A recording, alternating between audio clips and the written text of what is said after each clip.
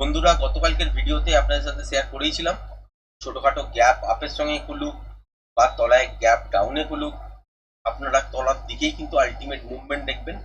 গত দুদিন আগে এই প্যাটার্নটা ড্র করা ছিল এবং আপনাদের সাথে শেয়ার করা ছিল যে এখান থেকে কিন্তু বাজার তলার দিকের জন্য মুভমেন্ট করতে চাইছে এবং এটা র্যালি ফেজের মুভমেন্ট কিন্তু হবে। কত দূর পর্যন্ত হবে? একটা ফেজ ছিল এই জায়গাটা পর্যন্ত, এটাকে ব্রেক করলে এই জায়গাটা পর্যন্ত, এটাকেও যদি ব্রেক করে চলে তাহলে এই জায়গাটা পর্যন্ত, এবং এর পরেও চলবে কিনা সেটা হচ্ছে 1.618 হিসেবে ক্যালকুলেশন করে কিন্তু দেখতে হয়, কারণ র্যালি ফেজের মুভমেন্ট ছিল। আজকে গ্যাপ ডাউনের সঙ্গে ওপেন হয়েছে, দেখেইছেন আপনারা। হওয়ার পর প্রথম 5 মিনিটের ক্যান্ডেলটা লো করেছে 23,400, জাস্ট একটু তলায় 397 এর কাছাকাছি। এই ক্যান্ডেল থেকেই আপসাইডের দিকের জন্য বাউন্স নিতে চেয়েছে, তারপর আবার একটা ডিপ নিয়েছে, যে লেভেলটা গতকালকের ভিডিওতেও শেয়ার করা ছিল এবং আগামী দুদিন ধরে ড্র করা ছিল, সেই লেভেলের কাছাকাছি এসেই পেয়েছেন, এখানে সাপোর্ট নিয়েছেন। তারপর বাজার কিন্তু উপরের দিকের জন্য মুভ করতে থেকেছে। এই যে মুভটা আজকের দিনের জন্য হচ্ছে, এটাকে ইম্পালসিভ মুভ বলে। গতকাল পর্যন্ত যে মুভমেন্ট হয়েছে বা আজকে গ্যাপ ডাউনের সঙ্গে যে জায়গাটা আপনারা দেখতে পেয়েছেন, সেটা হচ্ছে র্যালি ফেজের মুভমেন্ট। যদি আজকের দিনে ছোটখাটো গ্যাপ আপের সঙ্গে খুলতো, লুপ তৈরি করতো, ব্রেক করতো, তাহলে কিন্তু সেখান থেকে শর্টের পজিশন আমরা পেতাম। আজকের দিনে যেহেতু গ্যাপ ডাউনের সঙ্গে খুলেছে, টার্গেট তো পূরণ হয়েছে, কিন্তু এখানে আমরা ট্রেড করার সুযোগ পাইনি শর্ট সার্কিটের দিকে। এখান থেকে আমরা কিন্তু বাইং সেটআপের দিকে জায়গা পেয়েছি। হ্যাঁ, এখানে বলতে পারেন কি, যেহেতু রেঞ্জ বাউন্ড সিচুয়েশন হবে, গতকালকের ভিডিওতেই আপনাদের সাথে শেয়ার করেছিলাম, তো রেঞ্জ বাউন্ড সিচুয়েশন অনুযায়ী হয়তো কিছুটা আপনারা প্রবলেম ফেস করেছেন। একটা ট্রেডিং সেটআপ যদি দেখেন, এইসব জায়গা থেকে বেরিয়েছিল, সুন্দর মুভমেন্ট পেয়েছি। তারপরে একটা ট্রেডিং সেটআপ এইসব জায়গা থেকে বেরিয়েছিল, একটা সুন্দর কিন্তু হেলদি মুভমেন্ট পেয়েছি। যাই হোক, এই মুভমেন্টটা কত দূর পর্যন্ত যাবে বা তলার দিকের জন্য প্যাটার্ন করতে আসবে কিনা, সেটা হচ্ছে টু আর্লি এই মুহূর্তে আপনাদের সঙ্গে যদি শেয়ার করি। এই মুহূর্তে এই যে প্যাটার্নটা দেখছেন, এটা কিন্তু ইনভ্যালিড হয়ে গেল, কারণ এই প্যাটার্নের কাজ র্যালি ফেজ নিয়ে কিন্তু কমপ্লিট। সুতরাং এইটার কোনো কিন্তু আর দাম নেই। এখানে কি দেখতে হবে? নর্মালি হচ্ছে একটা সুইং হাই। যদি কোনো কারণে দেখি যে বাজার ফ্ল্যাট খুলে এই লেভেলটাকে ব্রেক করছে, যেটা হচ্ছে 23,688-90, এই জায়গাটা, তাহলে উপরের দিকে টার্গেট করতে পারে এই জায়গাটার কাছাকাছি, যেটা হচ্ছে 23,740। এটাকেও যদি ব্রেক করে তাহলে এই জোনটাকে কিন্তু টার্গেট করবে, ঠিক এই জোনটাকে, যেটা হচ্ছে 784 থেকে 770-72 থেকে 784, এই জোনটাকে কিন্তু টার্গেট করতে চাইবে। এর ওপর যদি সাস্টেন করতে শুরু করে দেয়, তাহলে তো আপসাইডের দিকের জন্য মুভমেন্ট দেখবেন। সেক্ষেত্রে ইন্ট্রাডে বেসিসে প্যাটার্নও তৈরি করতে হবে, কন্টিনিউশন প্যাটার্ন, তবেই আপসাইডের দিকের জন্য মুভমেন্টটা দেখবো। আদারওয়াইজ এসব জায়গায় কোনো একটা জায়গার কাছাকাছি নয় 23,738-এর কাছাকাছি, নয়তো 23,780-র কাছাকাছি রিভার্সাল প্যাটার্ন ফরমেশন করতে থাকবে। যদি সেটা করে তাহলে এখান থেকে আবার তলার দিকের জন্য করবে। সেক্ষেত্রে প্যাটার্নের ইন্টারডে ফেস প্রাইজেকশন অনুযায়ী কি ধরনের প্যাটার্ন তৈরি করছে, সেই অনুযায়ী প্রজেকশন লেভেল ড্র হবে। এই মুহূর্তে এখনো পর্যন্ত আমরা কি দেখতে পাচ্ছি, এখানে বাজারের মধ্যে আজকের দিনের যে মুভটা হয়েছে, তলায় একটা সুইং লো করেছে, উপরে গেছে, আবার তলায় এসছে, ওভার করেনি, আবার উপরে গেছে, আবার তলায় এসছে। এর ইনিশিয়ালি যে একটা লো ছিল সেটাকে ব্রেক করেছে, কিন্তু বড় সুইং লো যেটা এখানে ছিল সেটা ব্রেক করেনি। তারপর আবারও কন্টিনিউ এটাকে উপরের দিকের জন্য তুলে নিয়ে গেছে, সুইং হাই ব্রেক করেছে, তলার দিকে যেখানে এসছে সেক্ষেত্রে এখনো পর্যন্ত এই সুইং ব্রেক করেনি।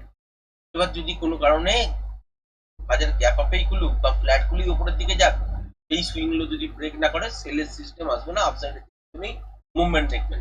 হ্যাঁ, কালকের দিনেও ওভারঅল রেঞ্জ বাউন্ডই থাকছে বাজারের মধ্যে।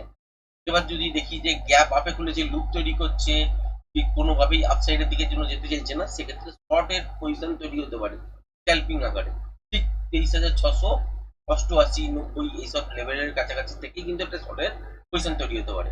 আবার যদি দেখি যে গ্যাপ ডাউনের সঙ্গে খুলেছে 25,000, এই 23,580, এই রেঞ্জটা যেটা দেখতে পাচ্ছেন, 25,560-65-80, এই জায়গাটা এর কাছাকাছি খুলেছে, কিন্তু এই তলার দিকে আর ব্রেক করেনি, তাহলে আপসাইডের দিকের জন্য একটা মুভমেন্ট করার চেষ্টা করবে। আর যদি ব্রেক করে একটা বাউন্স নিয়ে আবারও লেভেলটাকে ব্রেক করে কন্টিনিউ শাসন করে, তাহলে তলার দিকে আসার চেষ্টা করবে।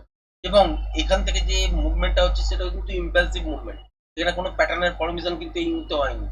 এই মুভমেন্টটা আপসাইডে আরো কতটা গিয়ে তারপর প্যাটার্নের ফরমেশন করবে, নাকি এটাই হাই হয়ে গেল তারপর কালকের দিনে তলায় কিছুটা নেমে আসবে তারপর আবার উপরের দিকের জন্য রিয়াক্ট করবে, নাকি কোন একটা জায়গায় প্যাটার্ন তৈরি করে রিভার্সাল প্যাটার্নের জায়গা তৈরি করবে, সেটা কিন্তু দেখার বিষয়। সুতরাং কালকের দিনে জিগজ্যাগ ফরমেশন হবার চান্সেস আছে। আর যদি 23,688 এই লেভেলটাকে ব্রেক করতে পারে তাহলে বেশ কিছুটা উপরের দিকের জন্য মুভ করতে পারে। আবার যদি দেখা যায় যে তলার দিকে বেশ কিছুটা নেমেছে প্রথমেই বা গ্যাপ ডাউনের সঙ্গেই তলায় খুলেছে 23,560-65 এর কাছাকাছি পর্যন্ত চলে এসেছে, তারপর এখান থেকে বাউন্স নিচ্ছে, সেক্ষেত্রেও প্রজেকশন লেভেল কাউন্ট করার পরে কিন্তু অ্যাকচুয়ালি টার্গেট পাবে। ব্যাঙ্ক নিফটির ক্ষেত্রে যদি দেখেন, ব্যাঙ্ক নিফটির ক্ষেত্রেও এই জায়গাগুলো কিন্তু ইনভ্যালিড, কারণ প্যাটার্ন অলরেডি তার কাজ করে দিয়েছে। আপনারা দেখতেই পেয়েছেন যে রেঞ্জগুলো ড্র করে রেখে দিয়েছিলাম লাস্ট দুদিন ধরে, সেখান থেকে কিন্তু তলার দিকে আজ গ্যাপ ডাউনের সঙ্গে খুলেছে এবং এই রেঞ্জটাকেও রেসপেক্ট দিয়েছে। তলার সুইং লোটাও কিন্তু ভ্যালিড ছিল, এই পর্যন্তই এসছে মুভমেন্ট। তো আজকের দিনে হয়তো এই শর্টের পজিশন পাননি, সেটা কারণ হচ্ছে গ্যাপ ডাউনে খুলেছেন বলে, কিন্তু টার্গেট অ্যাকচুয়ালি অ্যাচিভ হয়েছে। বাজার এরকম ভাবে স্ট্রেট পড়বে নাকি হেলে দুলে আসবে নাকি গ্যাপ ডাউনের সঙ্গে আসবে জায়গা পূরণ করবে সেটা বাজারই জানে, কিন্তু টার্গেট অ্যাচিভ হয়ে গেছে। সুতরাং এই প্যাটার্নটা আর কোনো কাজ নেই। এবার আমরা এখান থেকে দেখতে পাচ্ছি যেটা, সেটা হচ্ছে প্যাটার্নের একটা ফরমেশন 5 মিনিট অনুযায়ী করার চেষ্টা করেছে। এবার যদি দেখেন এখানে কনফার্মেশন কি এসছে না আসেনি, সেই কনফার্মেশনের জায়গাটা তৈরি যদি হয় এবং খেয়াল যদি দেখেন যে 53,667 আর ব্রেক করছে না, 67 বলুন বা 53,700 বলুন, এই জায়গাটা আর ব্রেক করছে না, এর কাছে এর মধ্যেই আছে এবং লুপ তৈরি করছে, তাহলে হাফ অ্যান আওয়ারের রেঞ্জ ব্রেকে শর্টের পজিশন তৈরি করা যেতে পারে। আদারওয়াইজ যদি দেখা যায় যে গ্যাপ ডাউনের সঙ্গে খুলেছে এবং 53,063 এই যে সুইং লোটা যেখানে দেখতে পাচ্ছেন এর কাছাকাছি খুলেছে, খোলার পর দেখলেন যে আর চলতে পারছে না, তাহলে এখান থেকে বাউন্সও কিন্তু করতে পারে। সেটা ইন্টারডে ফ্রেশ প্রাইস অ্যাকশনই বুঝতে পারবেন। আজকের যে জায়গাটা আছে সেটা হচ্ছে ইম্পালসিভ মুভের ওপরেই আছে।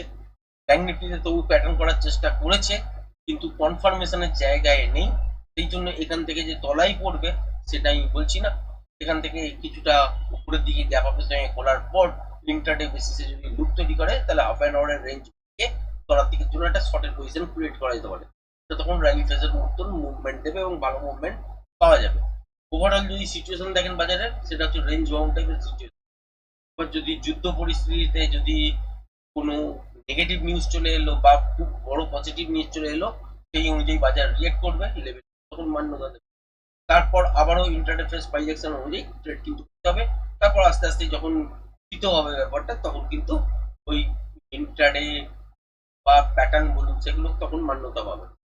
বাদ বাকি সময় যে সময়টা যুদ্ধ চলে বা কোনো নেগেটিভ বড় নিউজ বা পজিটিভ বড় নিউজ চলে আসে, সেখানে সেন্টিমেন্ট বেশি কিন্তু ট্রেড হয়। সেটা যদি না আসে কালকের দিনে এইরকম সিচুয়েশন কিন্তু দেখবেন ওভারঅল রেঞ্জ বাউন্ড টাইপেরই দেখবেন। এবং যদি খুব বেটার মুভমেন্ট দেখেন সেটা কিন্তু পসিবল কালকের দিনে হবে না আশা করছি। এবং আপসাইডের দিকের জন্য খুব বড় মুভমেন্ট এক্সপেক্ট করছি তা নয়, আপসাইডের দিকের জন্য অবভিয়াসলি যেতেই পারে, উপরের দিকের জন্য প্রথম দিকে গ্যাপ আপের সঙ্গে করতেই পারে, কিছুক্ষণ সাসপেন্ড করতেই পারে, আলটিমেট তলার দিকের জন্য প্যাটার্ন করতে নামতেই হবে এবং তলার দিকে পড়লেও যে খুব বেশি পড়ে যাবে সেটা কিন্তু বলছি না।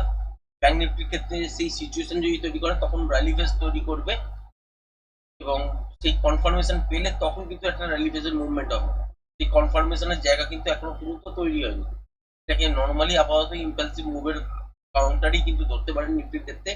ব্যাঙ্ক নিফটি প্যাটার্ন করার চেষ্টা করেছে, প্রায় টার্গেটের কাছাকাছি পৌঁছে গেছে, তো এইসব জায়গা থেকে তলার দিকের জন্য মুভ হলে র্যালি ফেজের মুভমেন্ট, এখান থেকে ব্যাঙ্ক নিফটিতে একটা ভালো মুভমেন্ট দেখতে পারেন। নিফটির ক্ষেত্রে সেই রকম জায়গা তৈরি হয়নি, তো নিফটির ক্ষেত্রে প্যাটার্ন যদি তৈরি করতে হয় তাহলে এই ক্ষেত্রে তলার দিকের জন্য প্রথম দিকে নেগেটিভ সেন্টিমেন্ট 23,565 60 এইসব জায়গার কাছাকাছি চলে আসতে পারে, তারপর প্যাটার্নের উদ্দেশ্যে আপসাইডের দিকের জন্য আবার ঘুরে যেতে পারে। ব্যাঙ্ক নিফটিতেও র্যালি ফেজেস নিয়ে তলার দিকের জন্য বেশ কিছুটা মুভমেন্ট, তারপর আবার উপরের দিকে নিফটির সঙ্গে তাল মিলিয়ে কিন্তু চলতে পারে। ওভারঅল কিন্তু রেঞ্জ বাউন্ড টাইপের সিচুয়েশন দেখবেন। যদি কোনো বড় অঘটন না ঘটে, মানে মিডিয়া নিউজ হিসাবে যদি কোনো রকম বড় পজিটিভ বা নেগেটিভ নিউজ না আসে তাহলে সেন্টিমেন্ট তৈরি হবে না। তো সেন্টিমেন্ট বেস তৈরি না হয় তাহলে আলটিমেট কিন্তু বাজার কালকে রেঞ্জ বাউন্ডই থাকবে। তো আজকের ভিডিওটা এই পর্যন্তই রাখলাম, ধন্যবাদ।